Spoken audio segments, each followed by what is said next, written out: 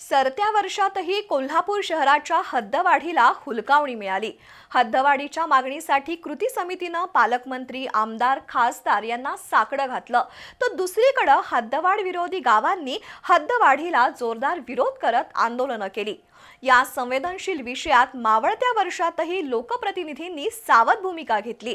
आता तर महापालिकेच्या निवडणुका जाहीर झाल्यानं हद्दवाढीचं घोंगडं भिजतच राहिलंय।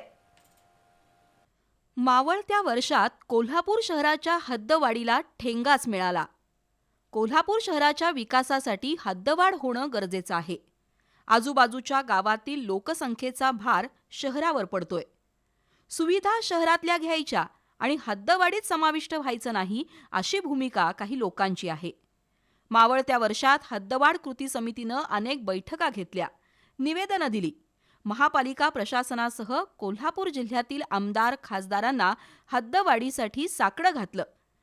त्यानंतर काही ठराविक गावांचा हद्दवाढीत समावेश होईल अशी शक्यता निर्माण झाली होती, पण त्याच वेळी हद्दवाढ विरोधी कृती समितीनंही अनेक आंदोलनं केली। त्यातून गावबंद आंदोलन झालं। त्यामुळं मावळत्या वर्षातही कोल्हापूर महापालिकेच्या हद्दवाढीचा प्रश्न कायम राहिला।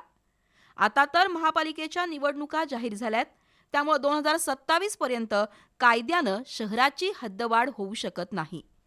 लवकरच जिल्हा परिषदेच्या निवडणुका जाहीर होतील, त्यामुळे जिल्हा परिषदेच्या सभागृहाची मुदत संपेपर्यंत हद्दवाढ करता येणार नाही। एकूणच सरत्या वर्षात हद्दवाढ समर्थक आणि हद्दवाढ विरोधक आपापल्या भूमिकेवर ठाम राहिले आणि हद्दवाढीचा प्रश्न तसाच राहिला।